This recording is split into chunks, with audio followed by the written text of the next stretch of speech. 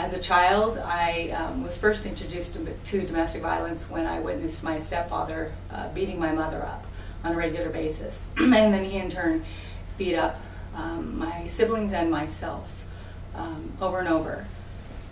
I don't want to say it was because he was an alcoholic, because I think that gives power to the drink. He was a mean person, and he took it out on my mother and us. Back in those days when my mother was abused and we were abused, nobody had a title for it. It was not called domestic violence. It was not called child abuse. Eventually my mother couldn't take care of us anymore. She was in her own deep depression because my real father had abandoned her, and then she had a new marriage that she thought was her Prince Charming, and he turned out to be a monster. And she could no longer help us. She became severely depressed, and she turned us over to the state of California, which began my journey in foster care. And in that foster care system, I didn't realize that in my own childlike need to be loved, I was willing to become and do whatever those families wanted me to be in order for them to love me and keep me. And I didn't realize that that was part of what was going to become my training to accept domestic violence as an adult in my relationships. My first relationship, I was 21 years old, and it was the typical relationship where he pursued me, he thought I was pretty, he liked me, he was affectionate and kind, and you'll hear this word a lot, charming.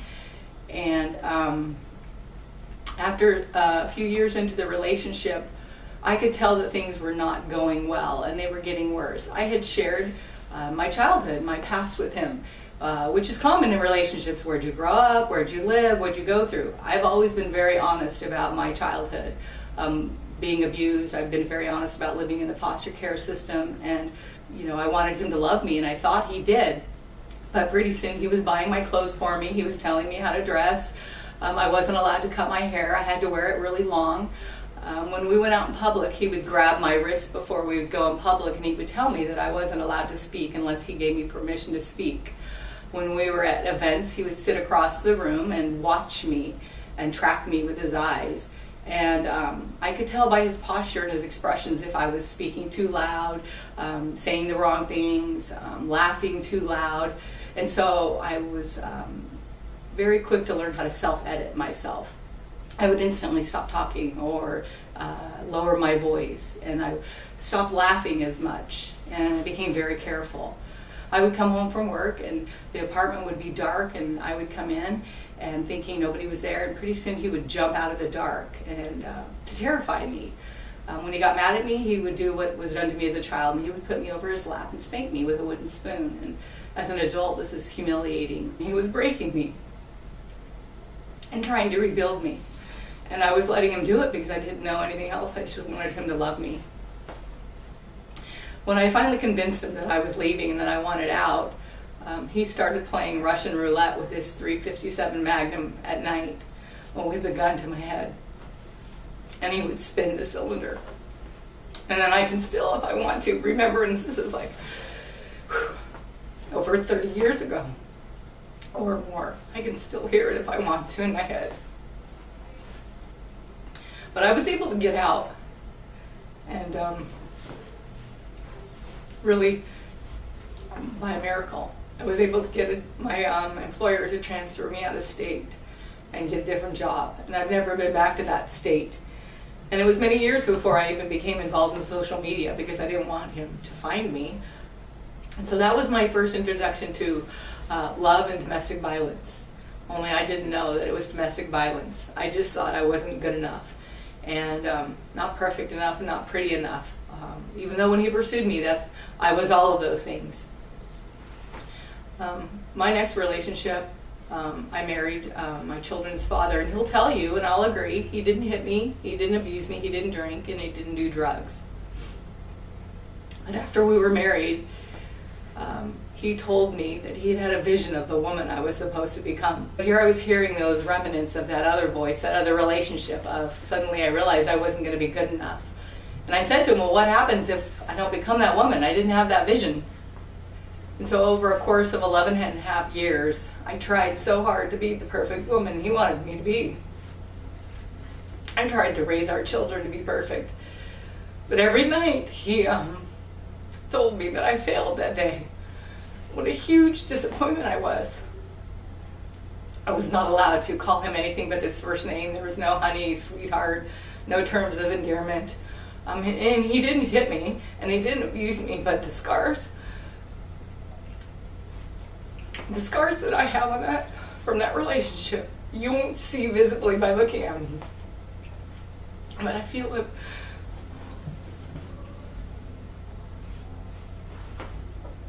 in my heart. Because he broke me.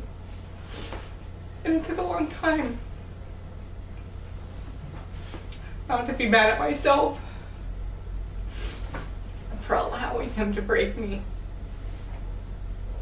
I tried so hard to make the kids perfect because they wanted him to be perfect, and I didn't even know how to be a mother because I didn't have a good example of a mother. I just had a good example of surviving.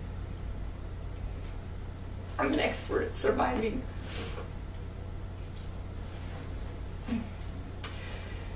I wasn't allowed to hold his hand in public. I wasn't allowed to touch him. There was no PDA of any kind allowed. And I knew I wasn't good enough.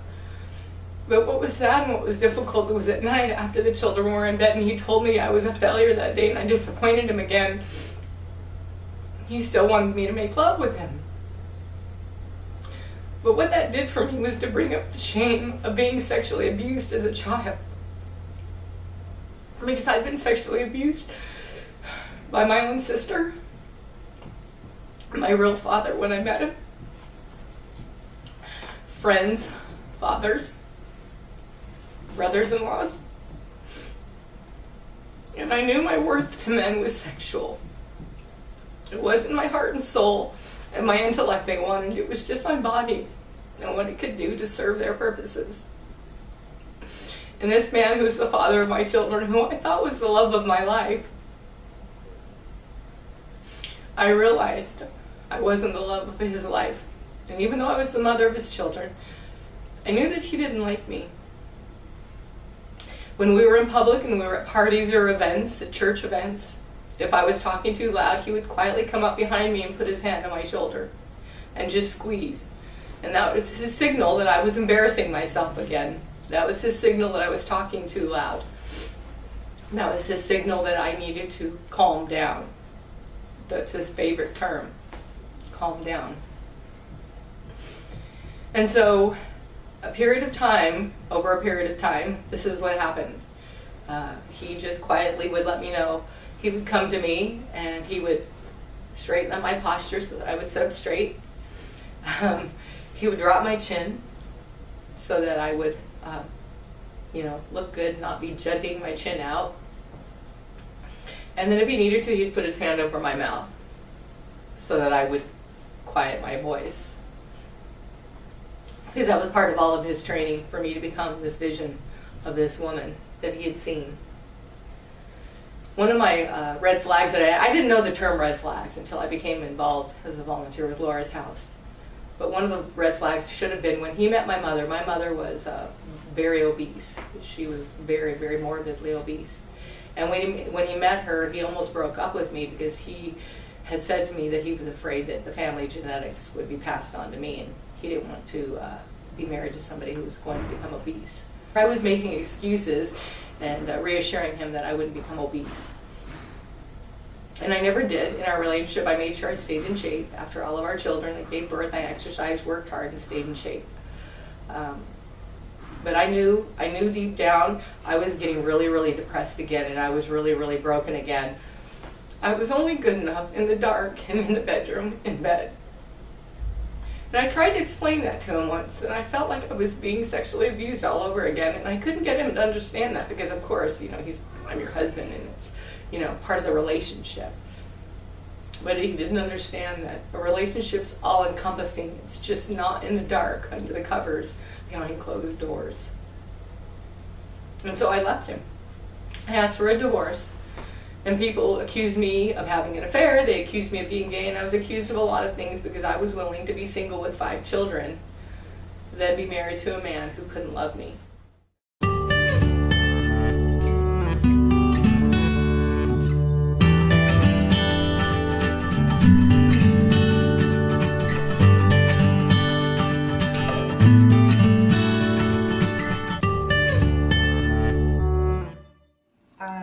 After, when he was beating her with his fist, she was still breathing, so he grabbed the iron and continued to beat her to death in her high school, I'm sorry, in her dorm, college dorm.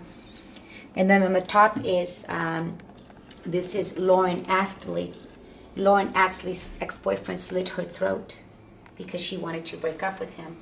And Cindy Santana is actually a girl from Los Angeles who was stabbed to death.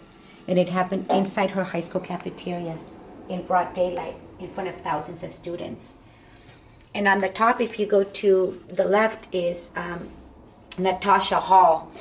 And her ex-boyfriend shot her in the head twice in the front lawn of her home. And then he turned the weapon on himself and killed himself. And, you know, it's like the same story repeats. This is Demi. Demi's father actually quit his real day job, and now what he does, because his daughter was murdered, is he does what I do. He goes out and does presentations, high schools, middle schools. And Demi was stabbed to death in her own home 16 times by her ex-boyfriend. So people think, you know, why don't you just break up? Well, breaking up doesn't mean the violence is over. It's really the health center's mission to promote health and wellness by providing students with the services, tools, and resources they need to perform at their best professionally and academically. So I definitely do think that it's our responsibility to provide students who experience intimate partner violence, domestic violence, sexual assault with the resources that they need to be able to transition from their experience back to a violence-free lifestyle. For medical services, we offer short-term medical care for acute situations. For example, if it was a physical abuse or a sexual assault, we will provide a medical exam. Should the doctor recommend antibiotics or emergency contraceptive, we would provide those as well. Students would also be offered health educational materials to further their knowledge about how to leave an abusive relationship. And then we are able to provide short-term counseling for students seeking those services. Medical services are for as long as that semester lasts. Depending on what the psychologist assesses, they would be able to determine how long counseling should go on for, and then should a student need extended psychotherapy, our psychology team will be able to provide students with a referral to a local resource. I do believe that individuals are more than capable of transitioning from their experience back into a normal existence through the proper treatment and care. The Center for Disease Control and Prevention reports that 20 American, male and female, are a victim of intimate partner violence every minute. And that translates to close to 10 million individuals being a victim of the same sorts of crimes per year. If that doesn't, illustrate the picture well enough, think about the 2 million American women who are raped annually and the 7 million American men and women who are stalked per year. I think this is a very important issue to highlight, and it's something that we need to discuss more. If whoever's watching this right now is experiencing this in their life, I do want them to know that they aren't alone. That there are definitely resources and support systems set up for them here on campus and then off campus as well. There's relocation services to help you and your child leave that abusive relationship. There's child support services. There's services, to help you understand your legal rights. There's counseling services. I mean, the list just goes on and on. But I guess the real takeaway is that nobody ever deserves the abuse that's inflicted upon them. As an individual, you're never responsible for somebody else's behavior. And if you're a SAC student, I would definitely encourage you to come to the health center and seek out our services, mainly because we're here for you. Again, you've paid that health fee and you have every right to come in and seek out the resources that you need to continue on with your life.